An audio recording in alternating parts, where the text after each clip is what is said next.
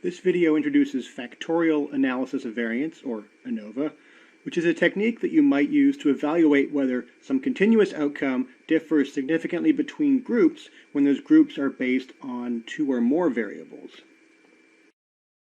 So, for example, does the amount of nitrate removed differ significantly between groups based on both material type and on two different levels of added phosphate? So you have soil at high phosphate, soil at low phosphate, wood chips at low phosphate and at high phosphate, for example. Each has its own group mean. We want to know, do those group means differ significantly from each other? So factorial ANOVA obviously has similarities with regular ANOVA, technically called one-way ANOVA, in that both of them divide the total variance into portions that are explained by the independent variable. This is the between groups mean square, and a remaining portion that's unaccounted, which is called the within groups mean square. The statistical significance is calculated as the ratio of those two portions. But there are also similarities with multiple regression. Both techniques consider multiple independent variables, as well as potentially interactions between those variables. The difference is that multiple regression has at least one continuous independent variable, but that difference is much smaller than you might guess, as you'll learn by the end of this video. So what do you need for factorial ANOVA? Well, first, you need one continuous dependent variable, also called the outcome or the response. You want to know if this variable differs significantly among all the groups. Second, you need two or more independent variables, also called factors, groupings, predictors. These should be categorical and not continuous. They should have two or more levels in each of them. Third, the observations must be independent. And this typically means that you shouldn't have repeated measurements made on the same objects. If you do have that, well, you'll need to use a repeated measures ANOVA, which isn't covered in this video. Fourth, the dependent variable must be roughly normally distributed, which means more or less symmetrical and unimodal for each combination of the groups. The test isn't that sensitive to this, unless there's a good amount of skew in some of the variables. And fifth, the variance of the dependent variable should be roughly similar for each combination of groups. This is technically called the homogeneity of variances. So also note that the sample sizes end up being quite important, but there'll be much more on that later on. So what does factorial ANOVA do? Well, the first test is for the main effect, or the main effects. Whether there are significant differences between the means when grouped by each of the independent variables. So in our example, this could ask whether the mean of soil differs significantly from that of wood chips, whether the low phosphate mean differs significantly from the high phosphate mean.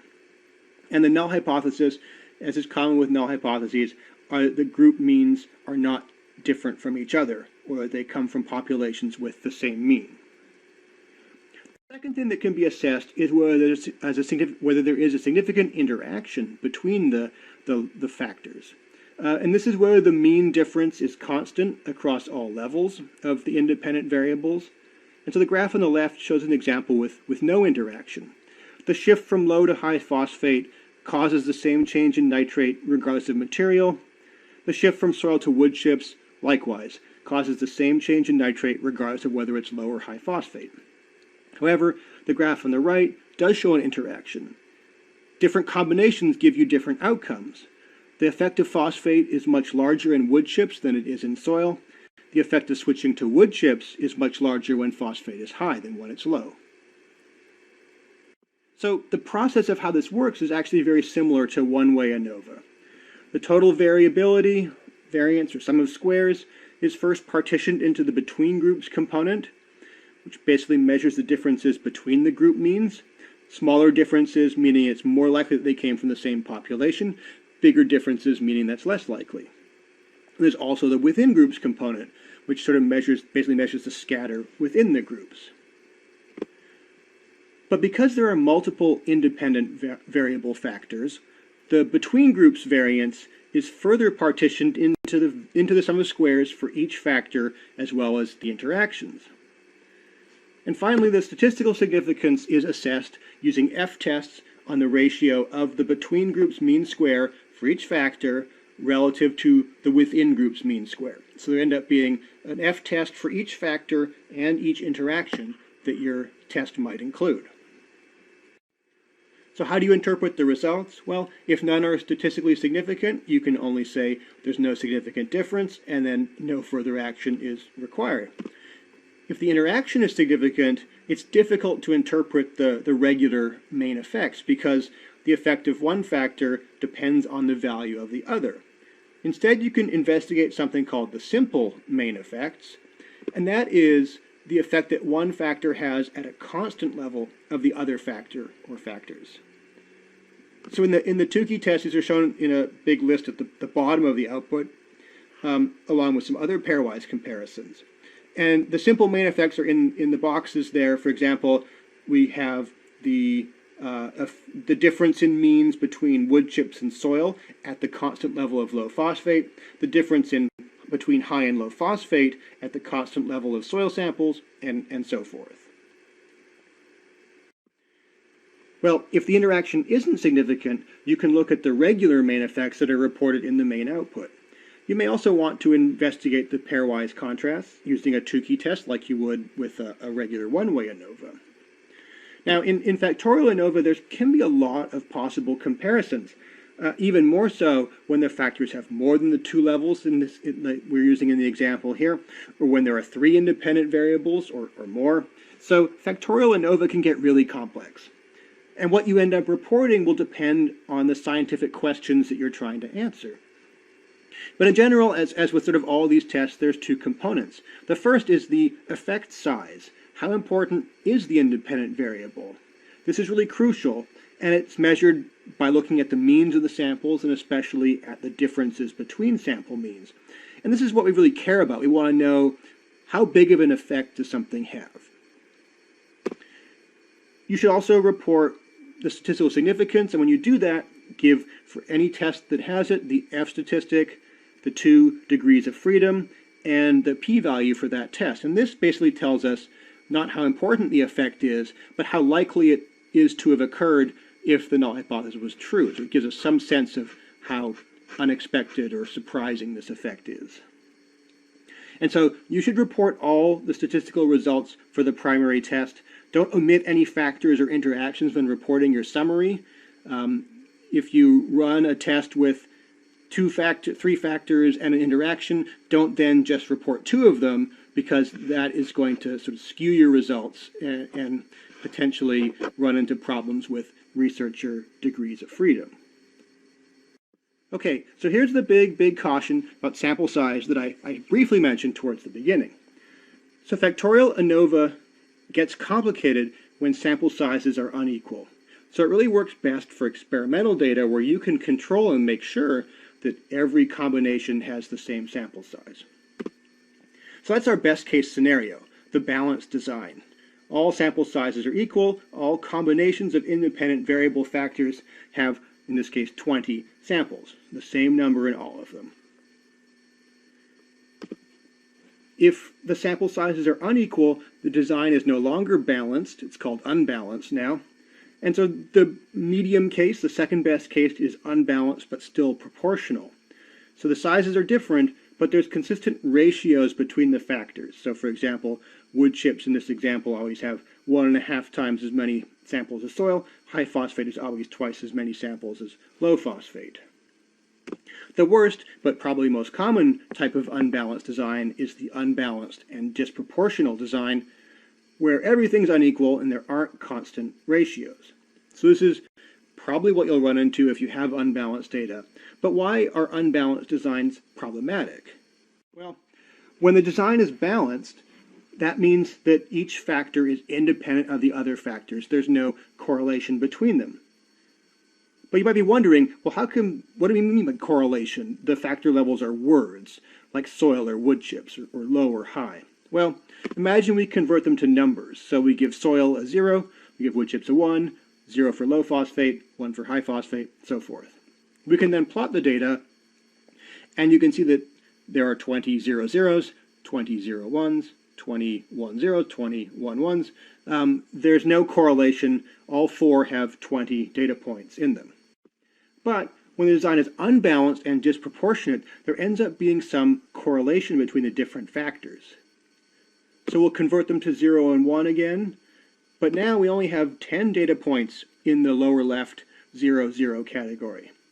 There's 15 in the 0, 1, there's 20 in the 1, 0, and there's 25 in the upper right category with 1, 1. That's wood chips and high phosphate. So there's some correlation here. For example, if we know that the material is soil, which is 0 on the horizontal axis, we also know that it's a bit more likely that phosphate will be high. If we know that phosphate is high, we also know that we're more likely to be looking at wood chips. So why is this a problem?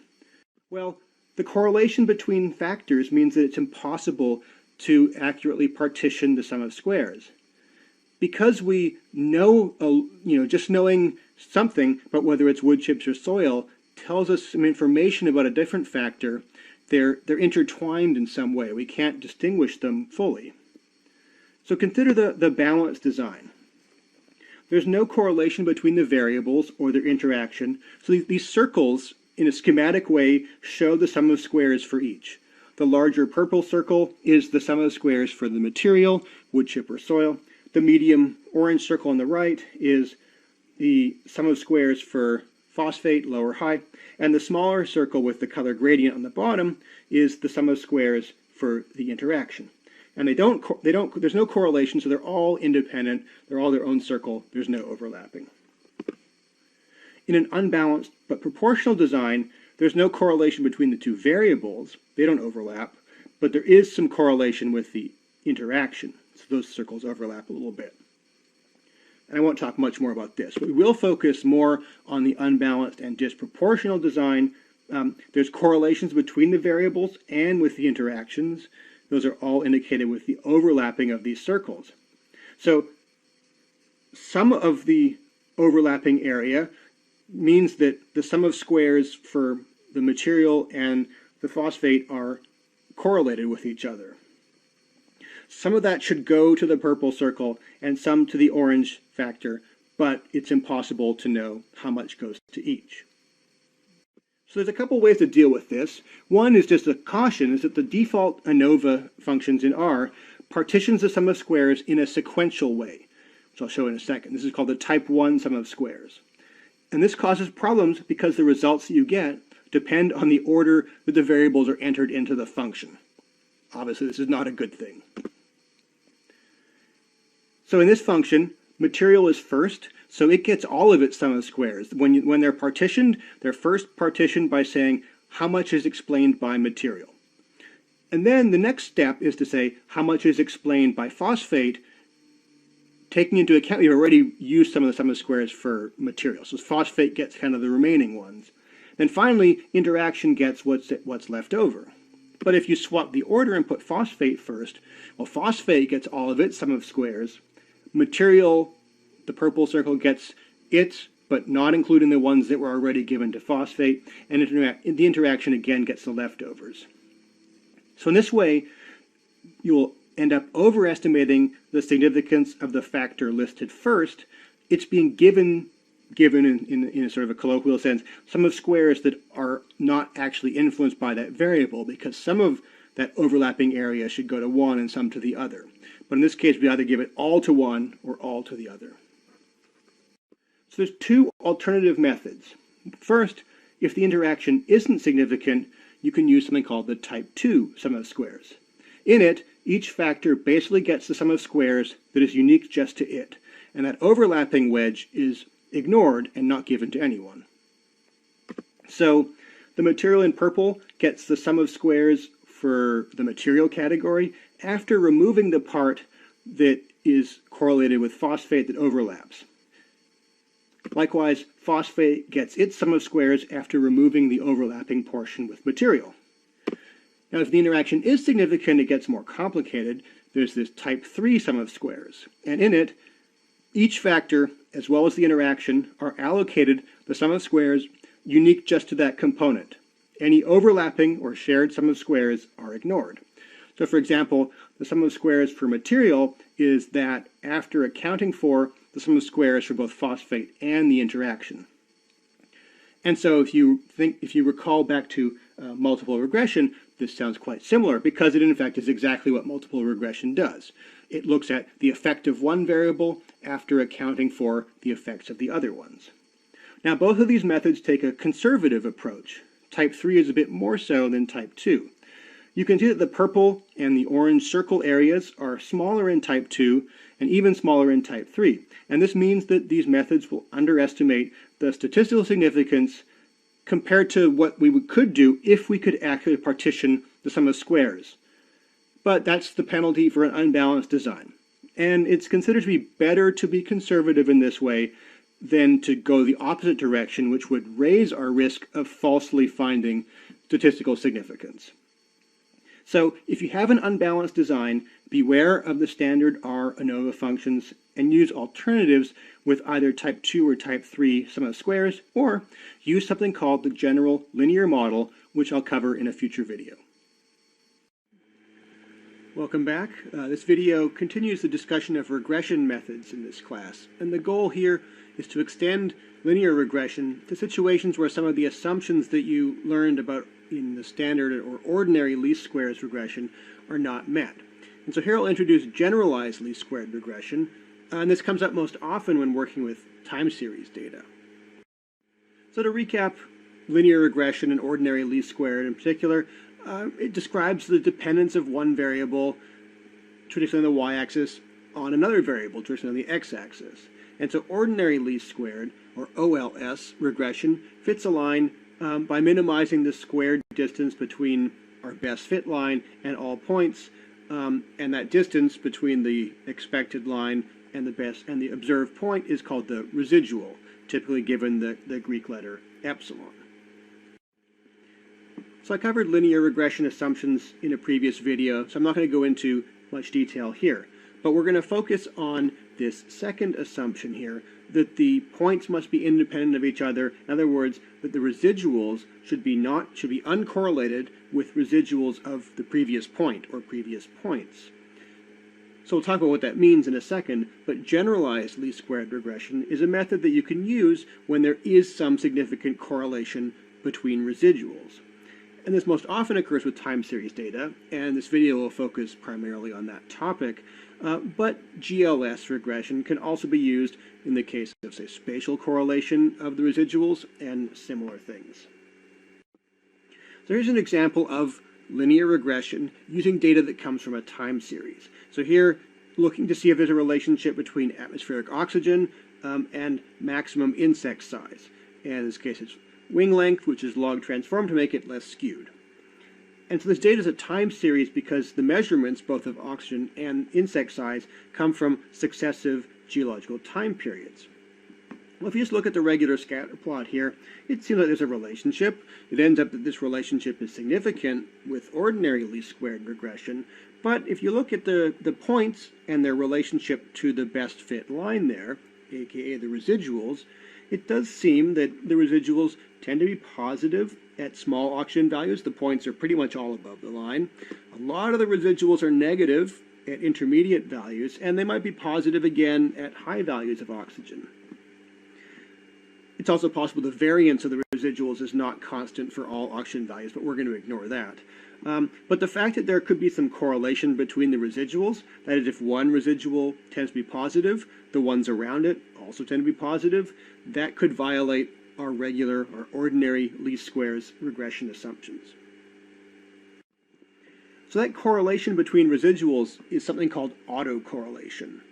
And a scatter plot here of the residuals, say at position x, against the residuals at position x plus 1 suggests that there's pretty strong autocorrelation among the residuals.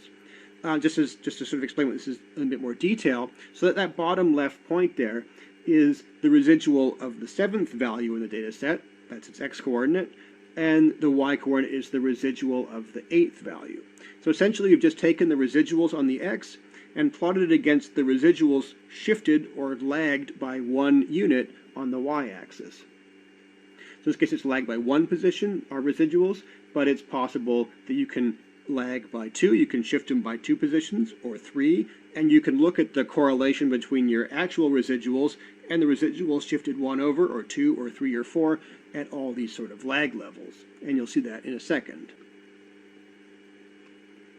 So I'm going to very briefly go over the theoretical justification for how generalized least squared or GLS regression works, but really spend most of the time on the practical decisions that you're going to need to make in order to perform this method. So basically, GLS regression works on the idea that we can transform the residuals in some way to remove this correlation structure, this autocorrelation that you might have.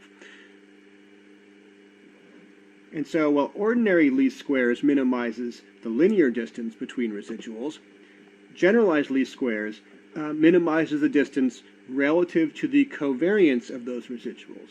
And if you've watched some of the early videos, you may recall that this thing called the Mahalanobis distance is a pretty good measure of multivariate distance after taking into account some covariance structure.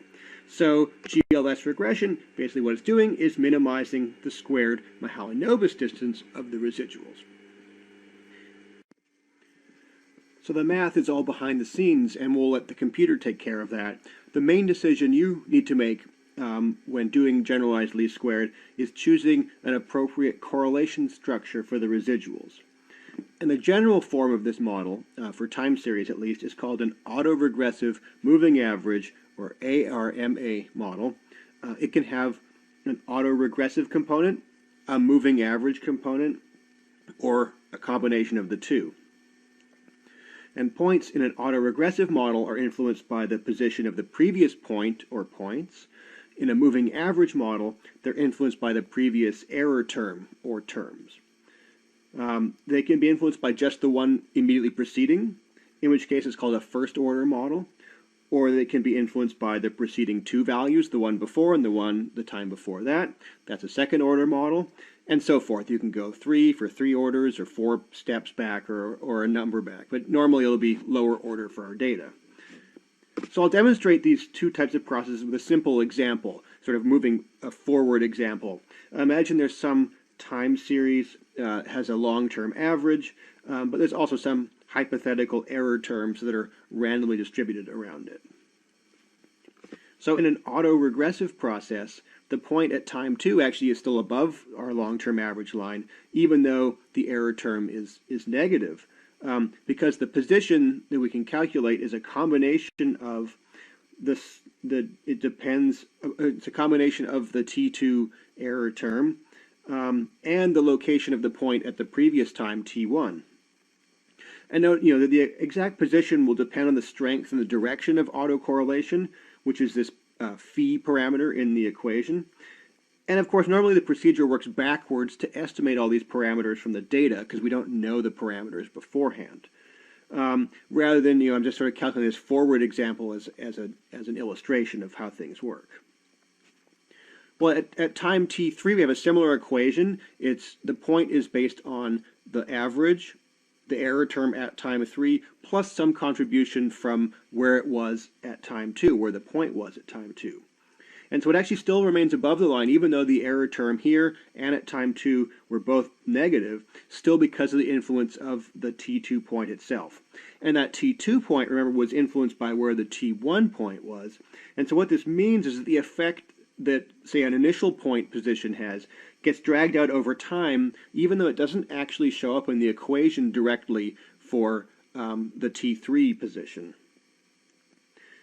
And so, for example, at point T4 or at time T5, if we continued our time series out, the initial T1 point might actually still have some leftover influence, although the size of that influence is going to decrease gradually as you get further and further away from a point. So in a moving average process, the point at time t3 is instead influenced by the error term at t3, which is negative, and the error term at t2. So that's the difference. It's not where the point was, it's what the sort of hypothetical error term might have been. And unlike in the autoregressive model now, that t1 error or point has no effect anymore. Our error terms, the blue lines, are independent of one another. And so this difference, the fact that in an autoregressive model, there's a gradually decreasing effect of a point, versus a moving average model only incorporating exactly the point just before it, that's going to be important when we later determine whether the data is regressive or a moving average. And just to reiterate, this example is a first order model. So the equations that are down there only include some contribution from the time just before. But there can be higher order models where the equation includes two extra terms, one from T1 and one from T0, for example, going back 2 steps, 3 steps, or more. So how do you actually identify the type and the order of autoregressive or moving average models? Well, one way is to use the autocorrelation function and the partial autocorrelation function, which I'll explain here.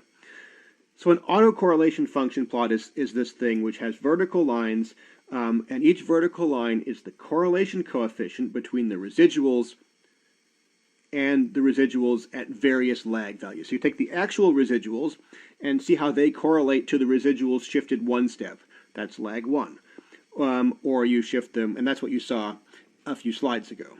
Or you compare the actual residuals to the residuals lagged or shifted over by 2 positions. That's 0.2, and so forth. So the dashed blue lines here are estimates of statistical significance. And so the first 2 lags, we'll ignore lag 0 because that's just the residuals against themselves. And so that's why the correlation is 1. But the time lag 1 and lag 2 are both above the blue line, so that suggests there's significant autocorrelation. But one thing, the most important thing to note with this in our data here is that there's a gradual decay. The autocorrelation function sort of gradually decreases, and then it reaches and sort of fluctuates around 0, basically. And this gradual decay is typical of an autoregressive process because, as you saw just before, there's a gradual decrease in the influence of earlier points. So that the partial correlation function, or the partial autocorrelation function, shows the partial correlation between the residuals and the residuals at various lag values. So partial correlation, if you can refer back to the previous video if you want more information, but basically it's the correlation after accounting for the effect of the previous autocorrelations. So anyhow, in this case you see it drops off very rapidly, and the only significant partial autocorrelation is at lag 1, and that indicates that a first order autoregressive model is best. So AR1 is the way we typically write first order autoregressive. So these AR1 models are likely going to be some of the more common ones you would find, but it's definitely important to investigate this rather than just assuming.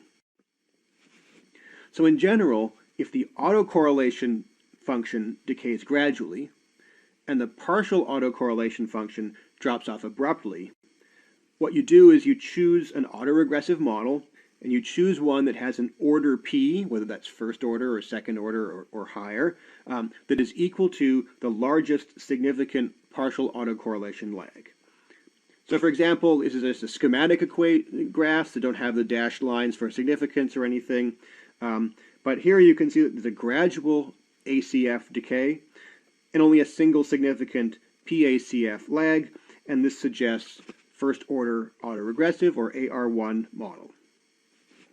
Depending on the nature of the autocorrelation, the decay may alternate between positive and negative, but this is still typical of an AR1 process because the absolute magnitude is decaying gradually and only one PACF lag is significant. So if a higher order process like AR2, it'll have 2 significant lags on the partial autocorrelation plot. It might be positive and negative, both negative, there's some combination, but the decay in the autocorrelation function might be less clear than before.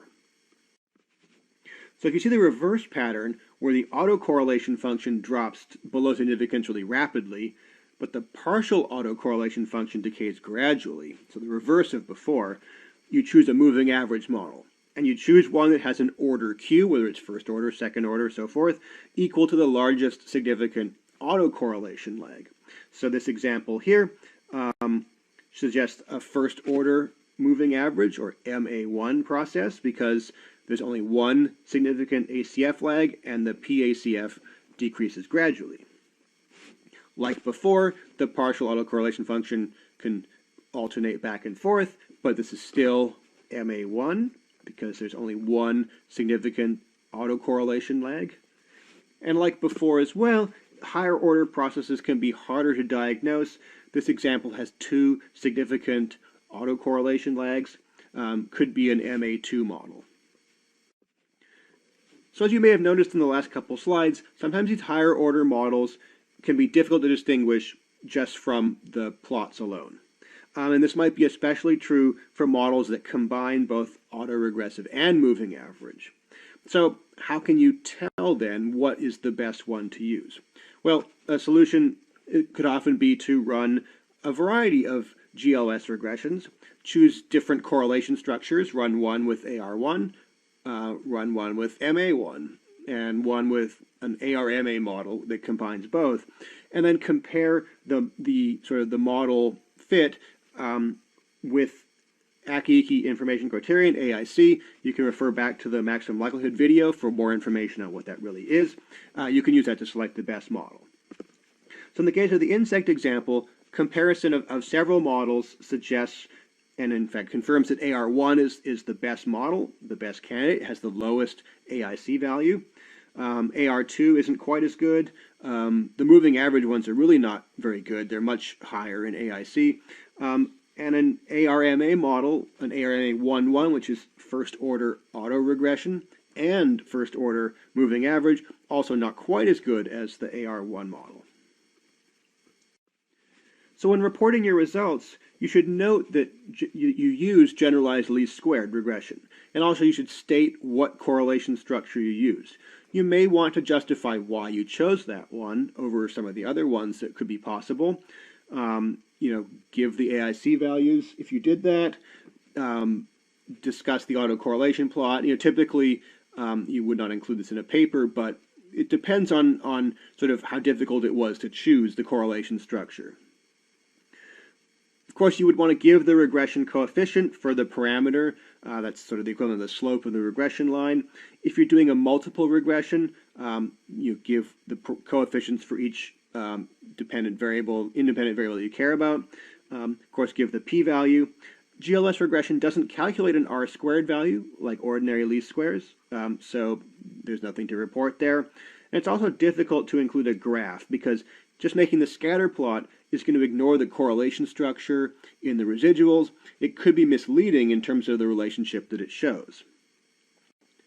And also, just to wrap up with the insect example that we started with, although the ordinary least squares originally suggested that there was actually a significant effect of oxygen on insect size, once you account for the time series nature of the data with a GLS regression using AR1 correlation structure, that actually suggests that the relationship isn't actually significant after all. Welcome back. This video is going to introduce multiple linear regression, which is an extension of the simple linear regression that you might be more familiar with and that we've talked about more earlier in this class. So just a quick recap of linear regression, which to differentiate it from multiple regression is often called simple linear regression. So as an example, maybe we think that the pH of seawater is one of the controls on the boron-calcium ratio measured in shells. So that's what the graph here implies.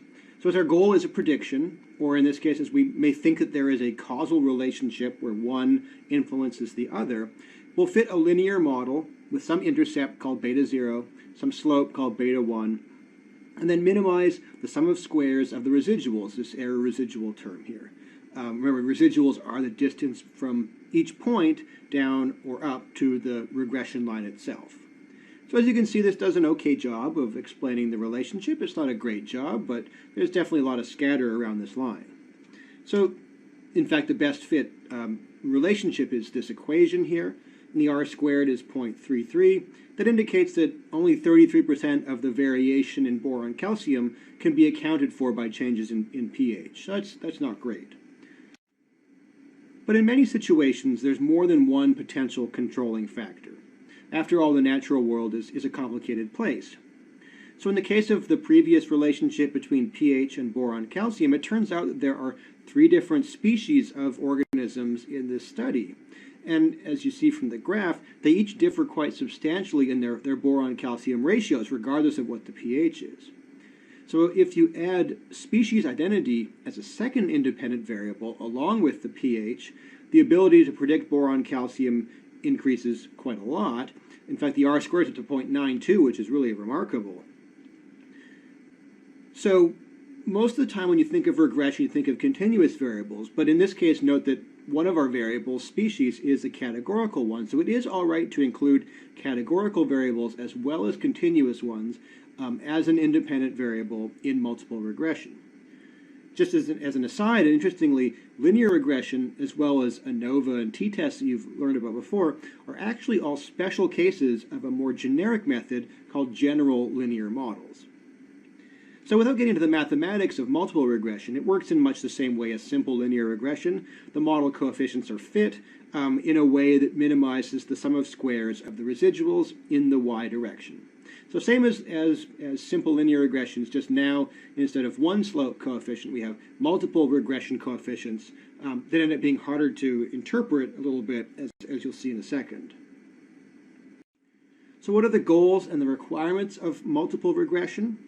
Well, the dependent variable, which is the one that you want to predict, or the one that's being influenced by the other ones, must be a continuous variable. And in this case, there are multiple independent variables, at least one of which has to be continuous, but there can be a mix of continuous and categorical predictors or independent variables. So there's two purposes, possible purposes for regression, multiple regression. First, you can create a model to predict the dependent variable from these multiple independent variables.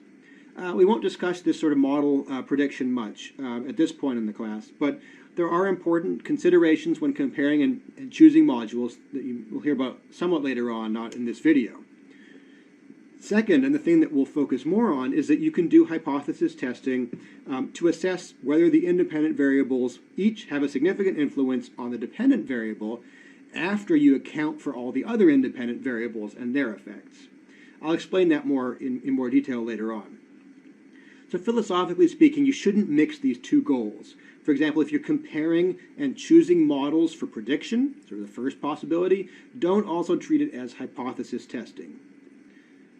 So it's not hypothesis testing of the importance of the variables, because if you're doing a whole bunch of model selection and comparison, of course you're choosing a really good model. So you end up with researcher degrees of freedom that you've heard about before, elevated false positive risks.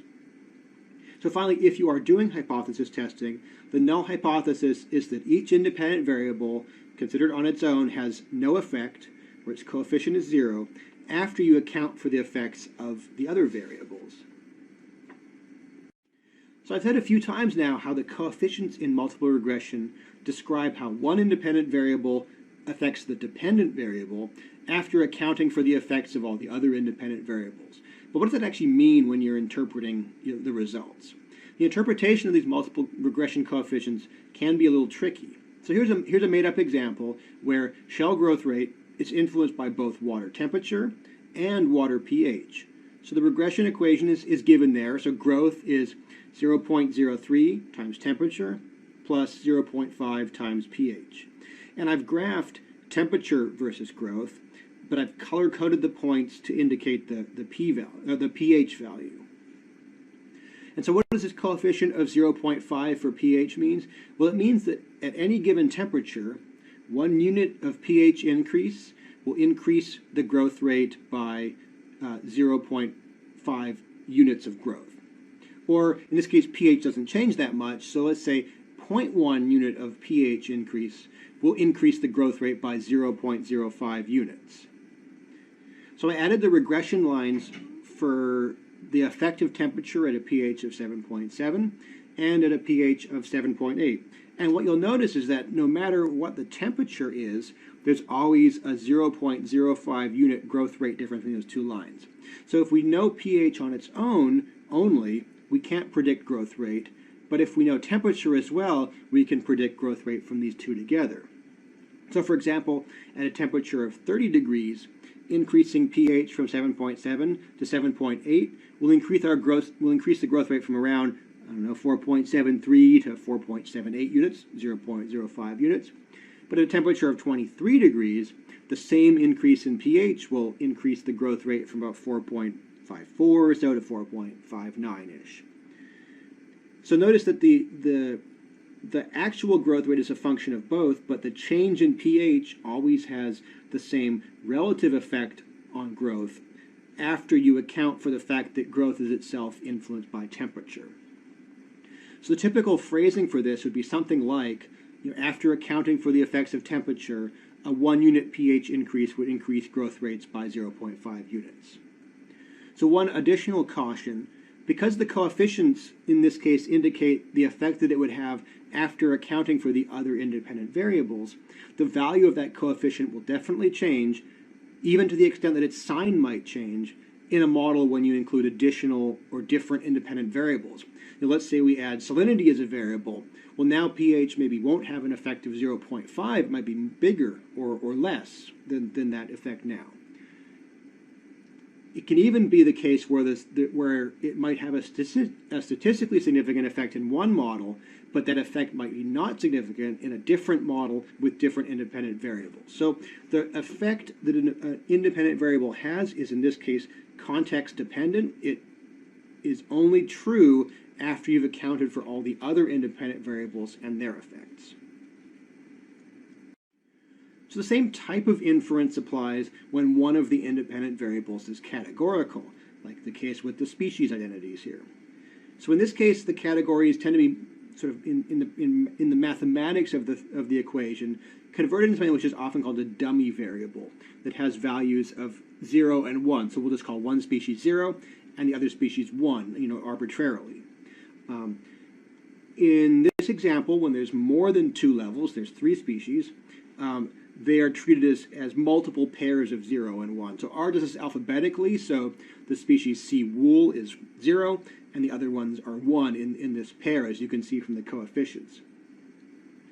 So if you look at the coefficients in the results table in R, you'll notice that they're minus 63 and minus 132, and what that tells us is that the species, has a boron-calcium ratio on average 63.335 units lower than C wool after you account for the effects of pH. The lines aren't exactly parallel, but we're sort of looking at an average once you account for the fact that pH itself controls boron-calcium. And likewise, O has a boron-calcium ratio of about 132 units lower than C wool, also after we've accounted for the fact that pH already has some effect itself. So far the examples have considered independent variables that act completely in isolation from each other. So the size of the effect of independent variable 2 is the same regardless of what value the other independent variable or variables have. So for example, in the graph here, a 1 unit increase in independent variable 2, say going from the pink line to the blue line, always causes a 1 unit increase in our dependent variable on the y-axis, and that's regardless of what value the independent variable 1 on the x-axis has. But sometimes the two independent variables, or the predictors, can interact with each other, so the size of the effect that one of them has differs depending on the value of the other one.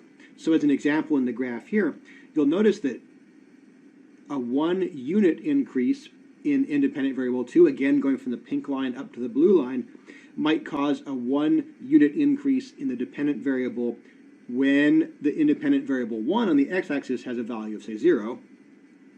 But if the independent variable 1 has a value of 3 on the x-axis, the distance between the pink line and the blue line is bigger. So in this case, the effect of the independent variable interacts with each other so that the amount of change from one is a function of the other one as well. It gets complicated to explain. So some warnings about interaction terms. You should probably have a good theoretical justification before you look at the data to even think about assessing interactions. Like, why should there be an interaction between these two? If you have some theory beforehand, or if you expect this to be the case, by all means look at it. But if not, then maybe avoid looking at it. Multiple regression has a lot of opportunities for researcher degrees of freedom. You can look at various combinations of independent variables with or without interactions. There's a lot of things you can do. And so you should be very careful that you're not hunting around for significant effects, for example. And along the same lines, you should often beware if you find a significant interaction, like independent variable 1 and 2 interact with each other, but on their own, each one is not significant. That could be a valid finding, but again, you should have some good justification for why that's the case and be aware of these sort of the issues of researcher degrees of freedom. So very briefly about prediction, multiple linear regression gives an R-squared value, just like simple linear regression. And again, in the same way, it indicates the proportion of variation that's accounted for by the entire model with all the predictors that have gone into it, all the independent variables that are included. So adding independent variables always increases the raw R-squared. The more variables you get, the easier it is to find some fit that's going to fit exactly every point, essentially. So multiple regression generally uses something called the adjusted R-squared. This includes some correction to take account of the number of independent variables that are included. Basically, what the adjusted R-squared is doing is it's assessing whether the addition of a new independent variable actually increases the model fit by a greater degree than you'd expect just from chance. So the assumptions of multiple linear regression are the same as those of linear regression, simple linear regression. And I'll run through them again just to remind you. So the dependent variable should have a linear relationship with each of the independent variables.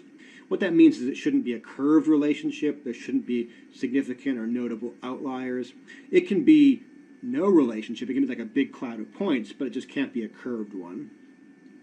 So note this doesn't apply to the categorical ones. Of course, they're not going to have a linear relationship because they only have 2 values or 3 values.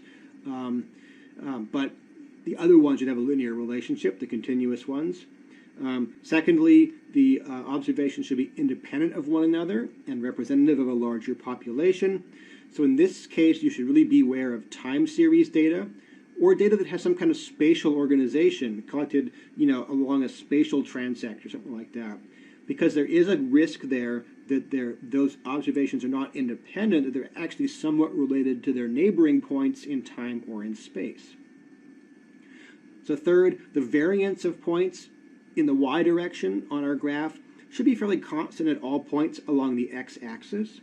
So to evaluate this, again, you would want to make scatter plots, however many is necessary, to compare the dependent variable to all the different independent ones. And watch out for triangle or wedge-shaped distributions of points. That's generally a bad sign, because it shows you that the variance is not constant at all points along the x-axis. And finally, the distribution of the residuals, the distance between the points and the line around the regression line, should be close to or mostly a normal distribution. It doesn't have to be exact, but as long as it's symmetrical and relatively unimodal, you're okay. So when reporting your results, you should describe the complete model you used, all of the variables that went into it. Really, if you tried out a bunch of things, that's fine. Just talk about how it's an exploratory data analysis and mention all the different models you tried and all the different variables you looked at, because of the issue of researcher degrees of freedom and the possibility of looking around and hunting for significant results. So you should report the regression coefficients for the independent variables of interest. You may be not interested in all the variables. Maybe some of them you just want to account for because they might confound the analysis, and you really only care about some of them. That's fine. But you should report those ones. Again, report the p-values for each of the coefficients that you are interested in interpreting. You should report the adjusted R-squared for the entire model, even if you're doing hypothesis testing, just to give the reader a sense of how good this model is as an overall explanatory thing in general. There are some downsides to R-squared, but it's an okay measure of model fit. And depending on the nature of your data, you can include scatter plots showing that data. It's hard if you have many continuous predictors and many continuous independent variables. So for more complicated models, it's hard to do that. But you've seen some examples of scatter plots in the video here. So very briefly, running a multiple regression in R is almost exactly the same as simple linear regression. It's the same LM or linear model function, the same formula style input with the dependent variable as a function using the tilde symbol of the independent variables. But the only difference is that you can use you can include each of the independent variables separated by a plus sign, however many you have.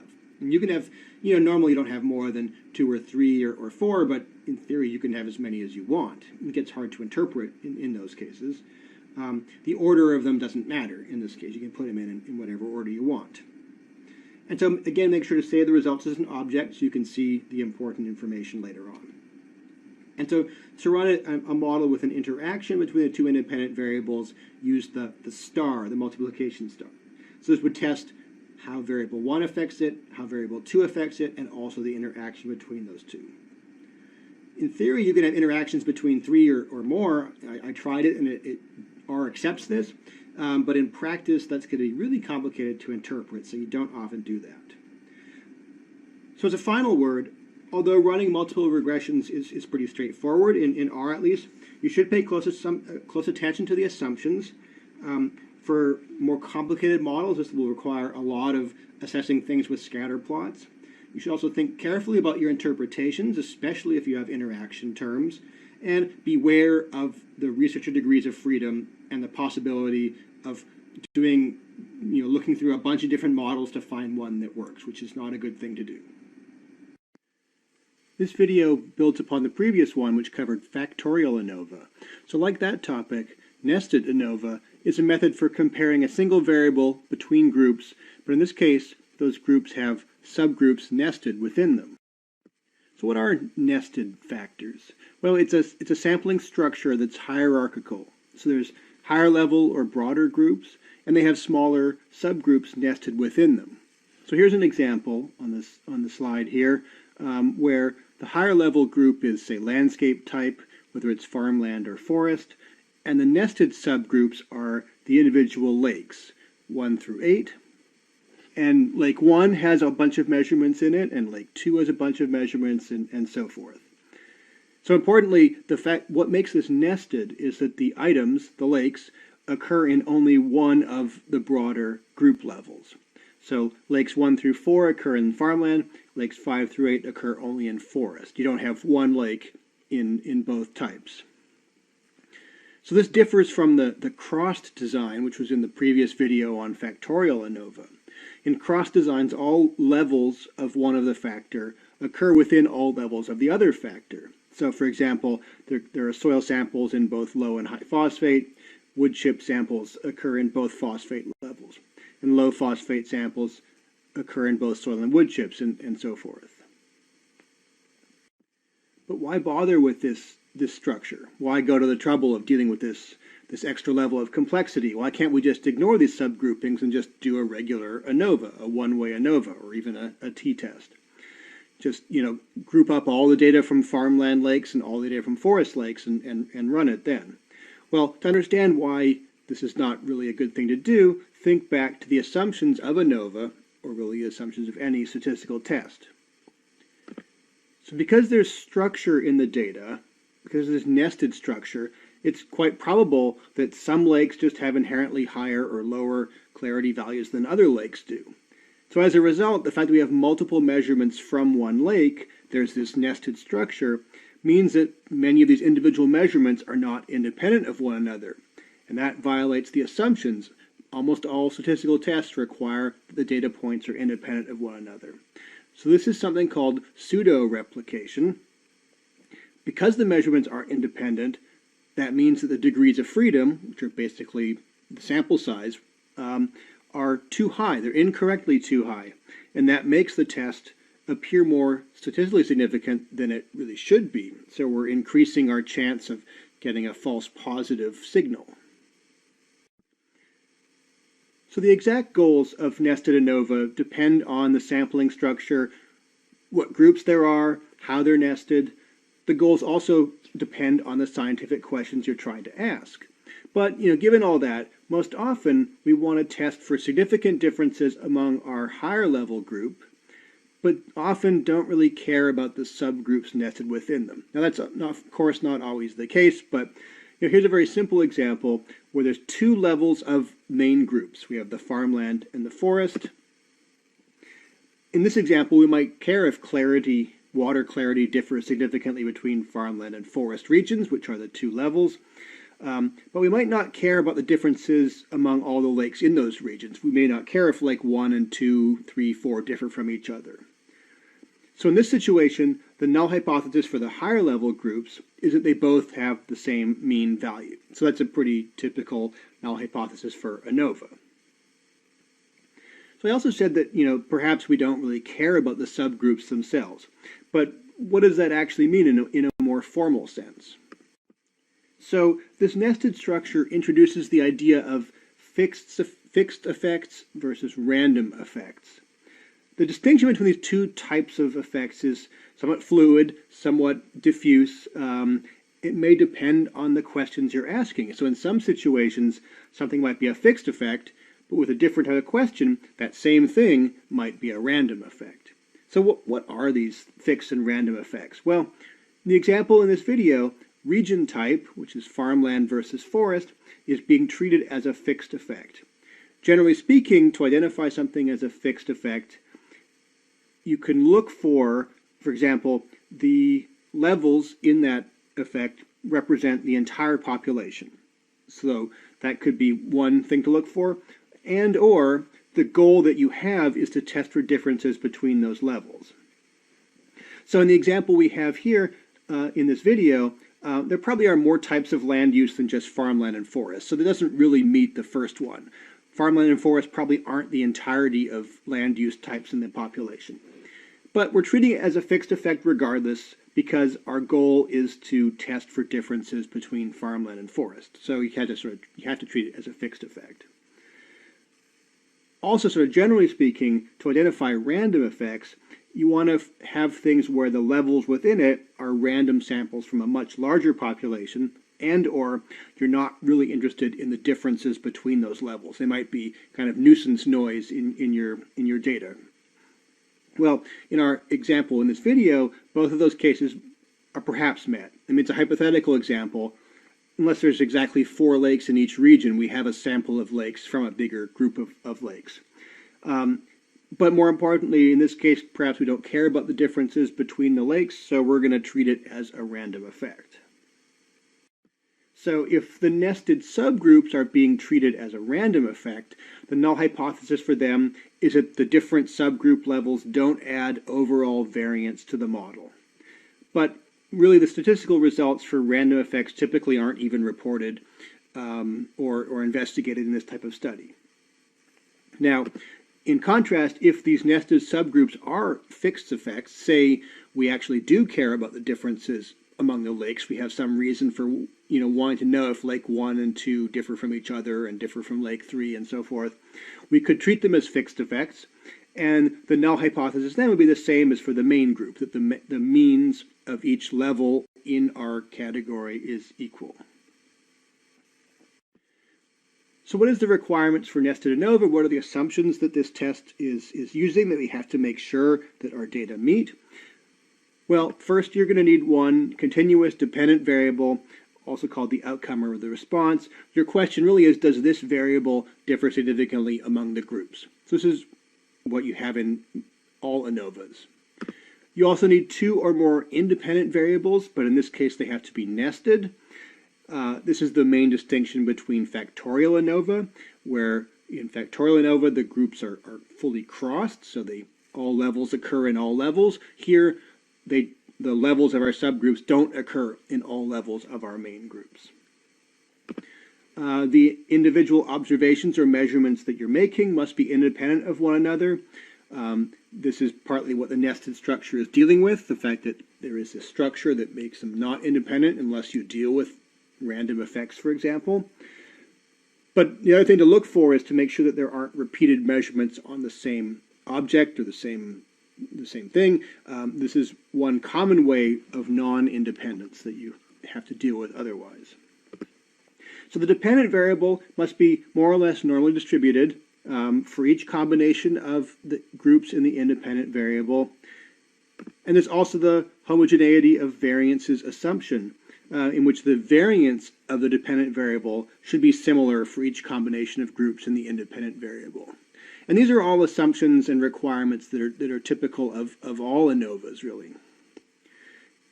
And finally, it's important to have a balanced design. And this means that there's the same number of subgroups nested within each main group.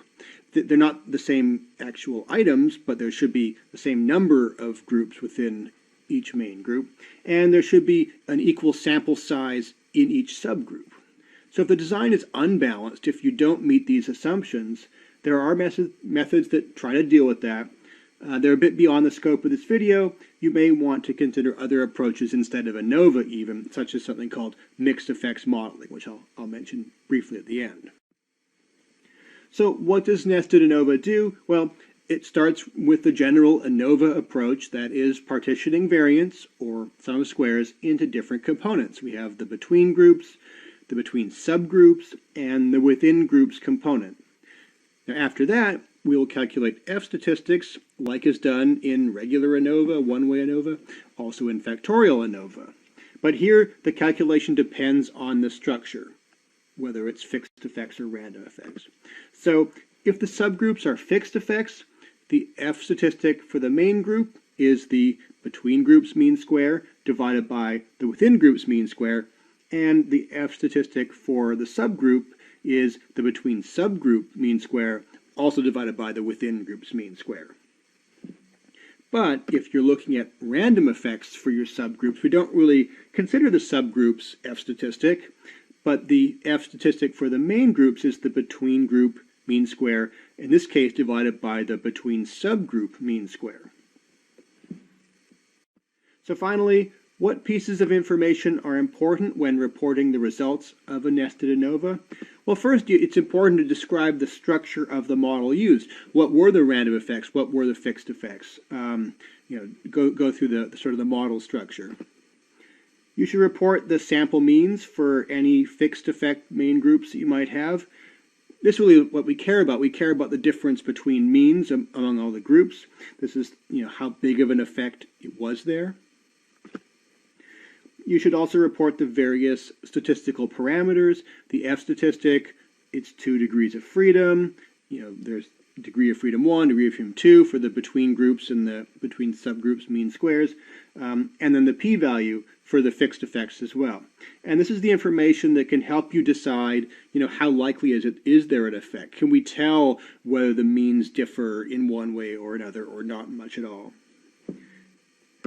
The statistical results typically aren't reported for random effects. Often, at least in R, you don't get F statistics or p-values for them. We're often not really interested in looking at them. We're treating the random effects as kind of to deal with this non-independence. So to wrap up, nested ANOVA could be a good approach, especially if you have sort of simple structured models with maybe one level of nesting and some random effects. But when the combination of fixed and random effects gets more complicated, or when the assumptions aren't met, and it also becomes harder to meet the assumptions the more complicated the model structure gets, there are other methods that are perhaps better. In particular, there's something called mixed effects models, which I'll cover in a future video, and these can be more flexible for more complicated sampling structures, more powerful when the sampling structure is more complicated. You could deal with a lot more fixed and random effects structures, and potentially more robust to assumptions. So, nested ANOVA is, I think, largely or starting to become superseded by mixed effects models, but it can still be useful in sort of simple situations where you have very, sort of straightforward nesting and good assumptions being met. Welcome. Now, this video introduces partial and semi-partial correlation. So these techniques are closely related to simple correlation, also to regression and multiple regression. If you're not familiar with those, you might want to revisit the previous videos on those topics before we move ahead. I'll also recap the difference between correlation and regression. Although they're related techniques, the math is very similar behind the scenes in many cases, and you can get one from the other. There are, I suppose, philosophical goals or differences in the goals of these two methods. So strictly speaking, correlation is to test for association between two variables without any assumption of causality. In fact, the variables are often interdependent, controlled by some process maybe that we can't measure. Regression is technically used when you think that one variable is actually causing changes in the other, or you want to predict one variable from measurements of the other. In reality, you often see people using these methods interchangeably, and you'll see from this video, partial correlation does kind of blur the lines between strict association and strict causality because of something which you'll learn called the confounding variables.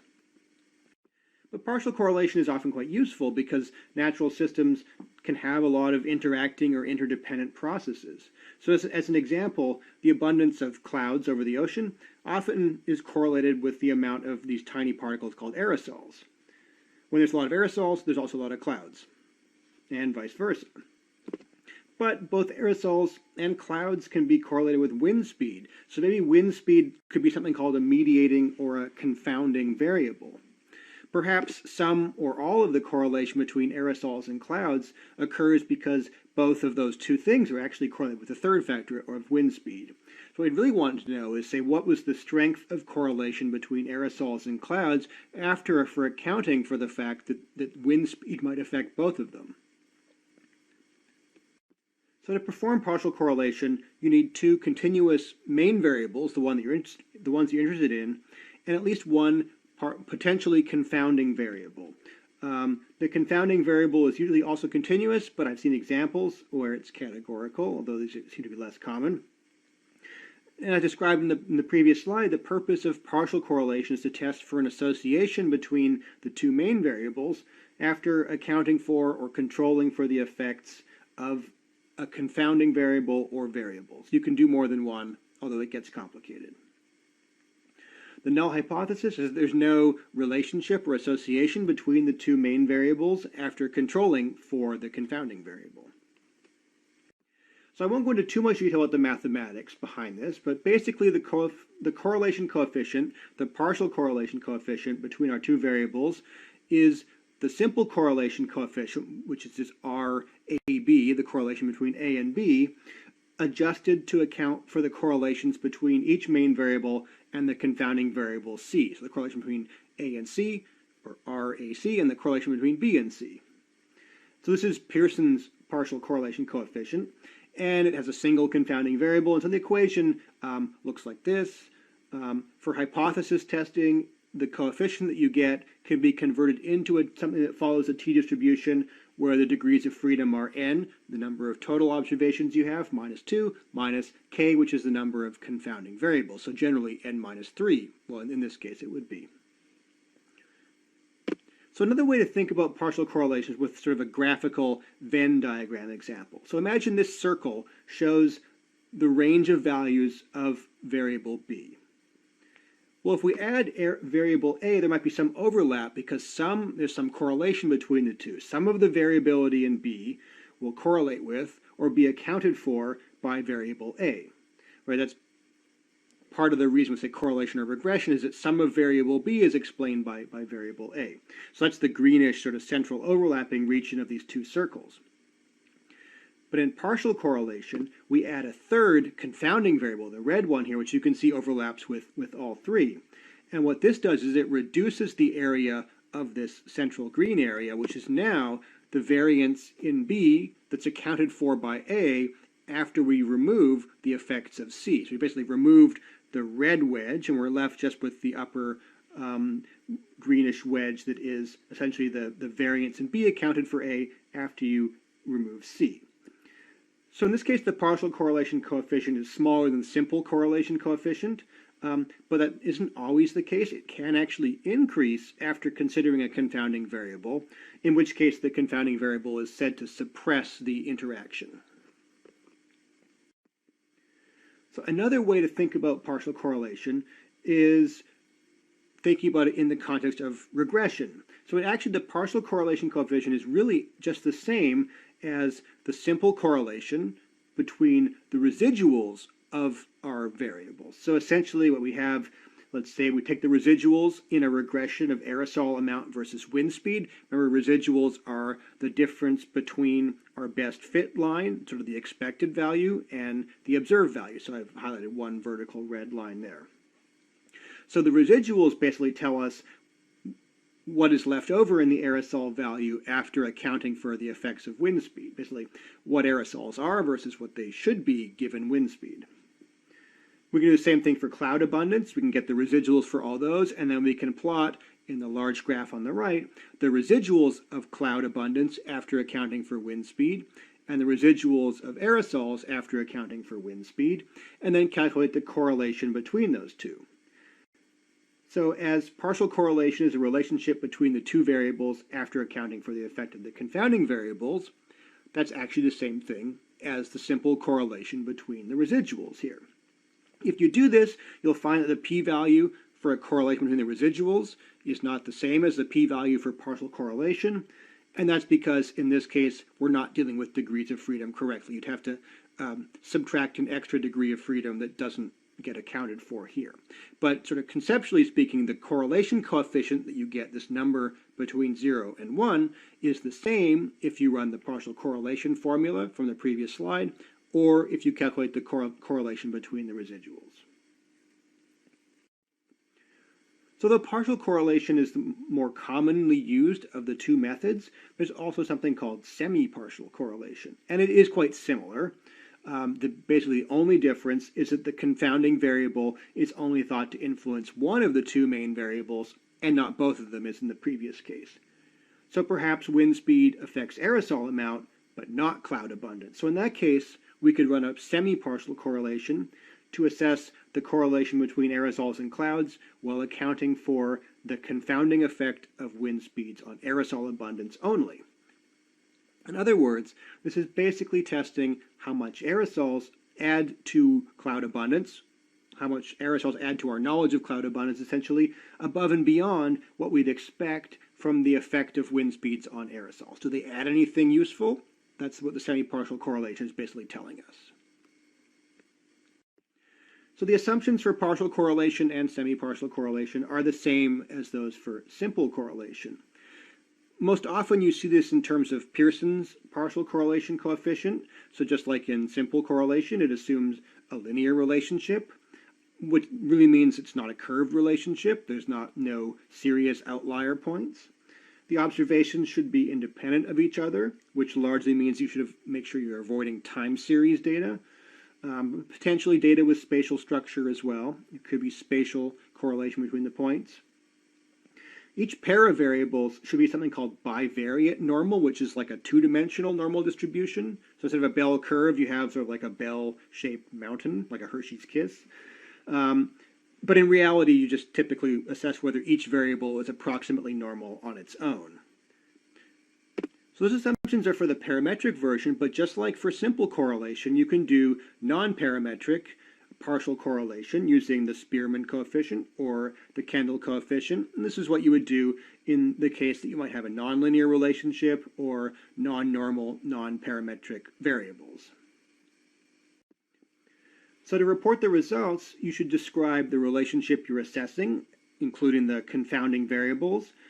For semi-partial correlation, you should explain which one of the main variables you think is being influenced by the confounding ones. Now, if you're writing a research paper, this might require a few sentences or some explanation, to provide the background and the justification. Beyond that, you should, of course, report the partial or semi-partial correlation coefficient. Make sure you say which one you used and whether it's the Pearson, the R, Spearman's rho, Kendall's tau. The correlation coefficient itself is very important because it tells you about the strength of the actual relationship. Of course, you actually report the p-value too. That is sort of the statistical significance, which goes kind of in tandem with the strength of the actual relationship. And finally, you might include scatter plots to visualize the results. It's complicated here, just like it is in multiple regression, because just plotting the two main variables against each other doesn't take into account the confounding variables and how those might change the relationship once they're accounted for. One way to get around that is to take advantage of the similarity between correlation and regression and make that plot of residuals against residuals that shows the effect once you've removed it, but it's a little complicated to explain. So, there's often not a plot that is really good for this. And if you have more than one confounding variable, it'll be really hard to graph and also to describe and interpret. So here's an example of how you might phrase this. No significant correlation between aerosols and cloud abundance. After controlling for wind speed, that's our confounding variable. We do a Pearson partial correlation. We get some R value and a P value, for example. The formulas for partial and semi-partial correlation aren't that complicated to make yourself, but there's already a package that does both, so might as well take advantage of that.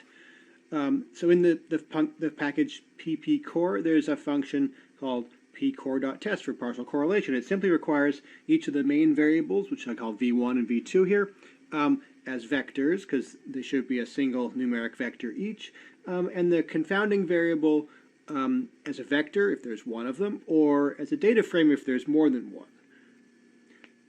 You can choose Spearman or Kendall if you need to do a non-parametric partial correlation, just using the method equals, and it can be abbreviated method equals S or K if you want. And finally, the function spcore.test is for semi-partial correlation, and it works the same way, the same format, the three variables. You can use method equals Spearman if you want, but in this case, note that the confounding variable only influences the second of the two main variables, so you're basically looking at how variable 1 is correlated with variable 2, accounting for the effect of the confounding variable on variable 2. In previous videos on correlation or regression methods, I've mentioned that time series data cause problems with those types of tests. So time series is one where measurements are made over time. Every minute, every day, every year. In the geosciences, we often have time series because we're looking at values in different geological time periods or measured through a sediment core, that also reflects time. You can run into similar problems with data that are collected spatially, but basically any situation where the value of one point is going to be somewhat related to the values of nearby points. If one is high, its neighbors are also likely going to be high. But if you're comparing time series data that have strong directional trends, there's a very good chance that you're going to find a relationship or a correlation, but that relationship will be spurious. So that means it looks like there's a strong relationship, but it's only there because both are increasing through time, or both are decreasing through time. Or you could have a negative relationship if one increases and the other decreases. So in some cases, as in the example here, the relationship is clearly, and in this case humorously, spurious, but that's not always going to be the case. It's not always going to be obvious that the two things aren't related to each other. So we need to deal with this in some way when working with directional time series. But time series don't have to have long-term trends, and that brings up the idea of stationary versus non-stationary. So time series is called stationary, using it in the wide sense of the term, if its mean and some other parameters that are less important for us here is constant over the series. Now, this time series is stationary because even though you can see the values are fluctuating, they go up and down, they zigzag around, but there's no long-term trend in the average or mean value of this time series. In contrast, non-stationary time series have mean values that aren't constant. In the example here, the mean value increases over time. Of course, there are still these fluctuations, but the mean is increasing, which is sort of an especially problematic type of non-stationarity because it often leads to these spurious relationships or correlations. So what to do with time series data? Well, one very simple option is to do something called differencing the data. So instead of doing a correlation or a regression on the raw data values, we're going to use the change in value from one point in the time series to the next point. So this is called the first difference because it's the difference between adjacent points, only one point apart. It's possible to look at other differences. There's a second difference, between points that are two apart, a third difference, and so forth. But really, first differences is what are almost always used because they're almost always what is all needed to be used. So, for example, the first difference between this point here in the green time series and this point here, the one just before it, is just the value of one minus the value of the other. So it's the change from one point to the next. So basically the first difference is just, instead of looking at raw data, we're looking at change. So we look at all pairs of points along here to get our time series of first differences instead.